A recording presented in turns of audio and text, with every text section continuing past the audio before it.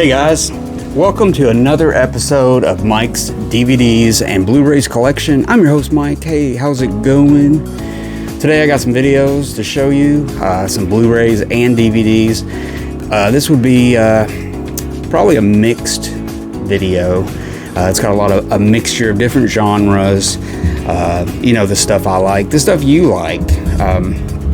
And I recently, some of these are movies that I just got out to watch, and I've never talked about them on video or anything. And a couple of them are new, or actually more than a couple's new. But yeah, I got some variation here, so let's get right into it because we got a few to talk about. First movie I want to talk about, this is a movie from, I believe, 1993. I remember it coming on TV a lot and watching it. I don't know if it was a big hit in the theaters, but it was a big hit on cable. And it's one of those movies for me that, if it's on, I start watching it. It's divided in halves. It's like an epic. We're talking about a 3-hour movie made in 1993, 92, 93. The movie I'm talking about is Blood In, Blood Out. Just is an epic movie. It's divided in two parts. Basically, early life for this a family of cousins, basically, in East LA, and it takes place from I believe the 60s to current. Talking about gang life, prison life, family dramas and stuff, and it's epic. I mean, I really like this movie. I mean, it's one of those movies that you can really watch over and over. I've always found the prison part, the most exciting, and that's what's most famous about the movie. But the first part is really good, showing the cousins young, showing the trouble. One of the cousins ends up leaving gang life and becoming a cop, and stuff like that. So it's really good. It's very good. It's got the Latino flavor. It's got the whole, lowriders and art and all kinds of stuff. Really cool. Good score. It's directed by Taylor Hackford, who made movies like The Devil's Advocate and stuff like that. Music by Bill Conti. And it's very dramatic. It really does move the movie along, and I really enjoy it. So if you've never seen this, pick it up. I don't believe it's on DVD. It's only on VHS, or no, it's not on Blu-ray. It's only on DVD and VHS and stuff. Probably Laserdisc. But this really needs a new upgrade with some extras and stuff like that, because it's definitely a cult movie. And you can get this DVD on Amazon for like $4.99. I mean, it's dirt cheap and stuff. So check that out. I thought it was a really good movie still to this day. Next up, this is a new Blu-ray I picked up. This recently came out within the last year or so. And I've waited for years and years and years to get this movie because it's been mainly in the public domain and there's not been really good copies of it. And Universal has gone out and they're actually helping restore these movies. There's basically a pair of movies from Lon Chaney Sr. that they've worked on. One being the famous Phantom of the Opera, and then this one, The Hunchback of Notre Dame, or Notre Dame, however you want to say it. And it's from 1923, and this has really, really put Chaney on the map. I mean, his makeup, and all that. So, I mean, this movie, I watched it recently. This may be the first or second watch where I've watched it all the way through, and it kind of blew me away with how how good it looks, because previously I saw really not a very favorable copy of it and stuff. I really kind of skipped around on it because the picture quality was so bad. I just wanted to see a lot of Chaney's makeup and stuff. But it's got so much atmosphere in this. The sets are beautiful. it's decently directed. I mean, unfortunately, Phantom of the Opera and Hunchback of Notre Dame weren't directed by like really well-known directors that were, went on and did more famous work. They were kind of stuck in the silent age, and they never did really go out of the 20s and stuff. So they were just, to me, average directors, competent directors, but average and stuff. So yeah, Lon Chaney Sr., The Man of a Thousand Faces. I'm a big fan of Lon Chaney. Eureka is soon coming out with a Blu-ray of Outside the Law, a Todd Browning movie from 1920. So can't wait to see that. So there you go. The Hunchback of Notre Dame. This is a Kino release, the Kino Classic, and or Kino Lorber, and it's got some bonus features on there that are really cool. And next up, as we move along, I got the Blu-ray of this. I got the hardcover comic of it maybe 5 years ago for Christmas or something, and my son's a really big fan of Batman and stuff, and I've always liked this story that this is based on, but they made an animated movie of it. It's Batman, The Killing Joke, which is kind of Joker heavy, and everything is pretty good. It's it's kind of adult themed. It's a more serious thing. It's definitely not for kids, but it's not horrible, but it's definitely a teen movie, teen on. But it's got the audience, adults can enjoy it. It's, good animation. Pretty cool story. I really enjoyed it, but I finally wanted to get it on Blu-ray. I couldn't remember if we had already had it, so recently I've had a chance to get it, a good deal on it, so I got it. So there you go, Batman, The Killing Joke. This is a movie that I've had for probably a couple years now, and I've been trying to watch it. This version, I've seen the movie a handful of times at least, and I may have shown this in the early days of my channel, and I just got it and I showed it. I didn't watch it yet, but I wanted to watch it and watch all the bonus stuff and do all that. But director Hal Ashby was a very interesting director from the 70s. That was his main heyday. He started as an editor, and he soon turned into a director that all the cool kids wanted to work with, and he was really good. And he died in the 80s, late 80s, and it was a big loss to Hollywood and stuff. But this was a movie from 1978, starring Jane Fonda, Jon Voight, and Bruce Dern, with cinematography by Haskell Wexler. Coming Home.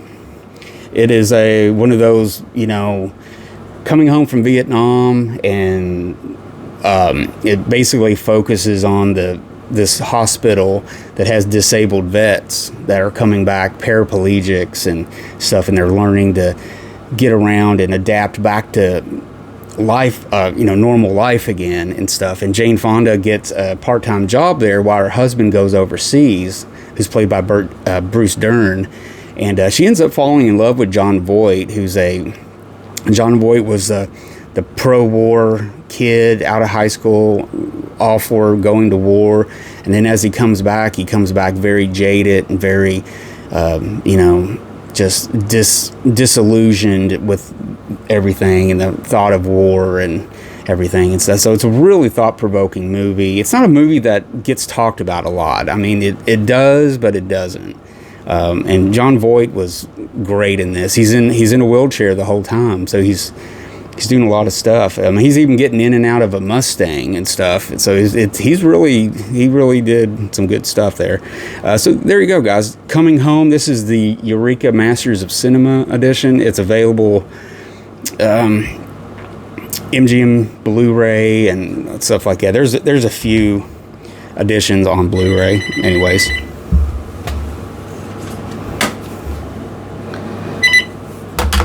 Talk to them later. Next up, this is a movie I wanted to add to my collection. This goes back to 1990. It's one of the big blockbusters when it came out. And, when I was a preteen and stuff like that, there wasn't anything bigger than like the Tom Clancy novels, and Hollywood turned in a bunch of Tom Clancy stuff and everything. And there was a few of them. Now, this is a movie directed by John McTiernan, who made, Die Hard as one. And this is got Sean Connery, Alec Baldwin, Scott Glenn, James Earl Jones, Sam Neill. Like I said, it's based on a Tom Clancy novel. I think you know what I'm talking about.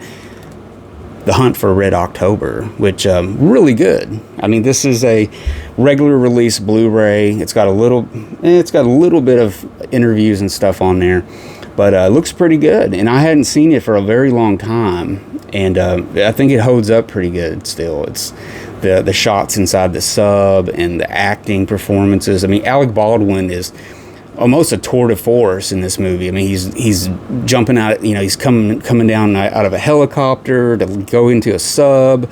I mean, he's, rappelling down a rope and stuff. He's doing all kinds of stuff. He's banging around everywhere, and it's really cool. And there's nobody more stoic and commanding as Sean Connery as the captain, who's wanting to basically go AWOL or defect to America, basically give, surrender to them, basically. But yeah, Hunt for Red October, check that out. Anybody that likes action, a good dramatic action story, and stuff, that's a good movie. It was kind of a preview of what was going to come in the 90s. There was movies like The Fugitive and just some of those big blockbuster type movies based on books and different stuff. So yeah, really good. This is actually another movie by Hal Ashby. I should have just put that one after it, but I finally got around to getting this movie, watching it. It's a really nice edition. This is basically a regular Paramount Pictures edition, but it's the Italian edition of it, so it's got Italian writing. And it's basically the same restoration that the Criterion Blu-ray got a few years ago, and that one's kind of pricey, so I steered away from it, and I got this one. I got a really good deal on it. But I'm talking about Harold and Maude from 1971, I want to say 71. But Ruth Gordon is great in this movie. I mean, it's a Bud Cort as this sad kid who's trying to kill himself all the time, or just, he's trying to scare his mom all the time. His mom's so used to it that when she walks into a room where he's pretending to hang himself, she just doesn't even bat an eye at him, because it's like, and she's trying to fix him up with girlfriends. She's bought him a car. He bought him a Jaguar, and he turned it into a hearse Jaguar. So he's a very dark-edged kid. He's very dark, emo kid, as the kids like to say these days. But yeah, great movie. It's almost a timeless movie in a way, because I think people can still relate to these characters and stuff. And it's it's very emotional. Very, very funny, very cynical, really cool stuff that I like. So there you go, Harold and Maude. If you've never seen that, it's available on Blu-ray, DVD, and etc. Next up, this was a movie I've had for a while. Been trying to get around to watching it. Stars one of my favorite horror icons of all time, Boris Karloff. This is Peter Bogdanovich's. I don't know if this is his first movie or second movie. Yeah, it's his first movie, his debut, Targets. And this is the regular DVD edition of Targets. And it's really good. I mean, there's this guy that's just snaps one day. He's a gun enthusiast. He has all these rifles and handguns and ammo, and he's basically just going out one day. He shoots his family, and he starts picking people off the highway, with a sniper scope, and he basically goes to a drive-in where Boris Karloff plays a aging movie star, horror star, and he's going to make an appearance at this drive-in, who's showing a retrospective of his movie that night. And I won't tell you how it ends, because it's really cool, and I didn't expect it. This was a movie that I tried to watch on TV a few times and got interrupted and stuff, so I finally got a copy of it on DVD. But I think there's a good Blu-ray edition now from, I believe, an Australian company. The name of the company is escaping me right now, but they're a good company. I believe they put a Blu-ray out of it, but this is just your basic good old early 2000s Paramount edition. But yeah, Target's really good movie. Still still headline movie nowadays. I mean, it's something. So next up, this is a movie from one of my favorite directors that are very writer-director, that he's very interesting, and I like his personality and his style and stuff, of The Real Man and stuff. And one of my favorite movies, or movies I really love to watch all the time, is 1980's The Big Red One, with Lee Marvin and Mark Hamill. Was it David Carradine? One of the Carradine brothers, Robert Carradine, is in it. But yeah, Samuel Fuller, he directed that. I love The Big Red One. So this was a movie that came out a few years ago. This is from, I think it's from 1961, 62, I believe. But anyways, it's called Meyers Marauders. And it's a kind of a war. It's a war flick starring Jeff Chandler, Ty Hardin, and Claude Akins is in it. It's really cool. This was actually Jeff Chandler's last movie. He would get sick or something during production, and I believe he had cancer or something, and he died within the next year or sooner. So this was literally, he walked off of this, and that was it. But this takes place in World War II Burma, and it's kind of showing some of that, the Burma missions that, during World War II, for the 5307th Composite Unit. And it's led by Frank Merrill, played by Jeff Chandler.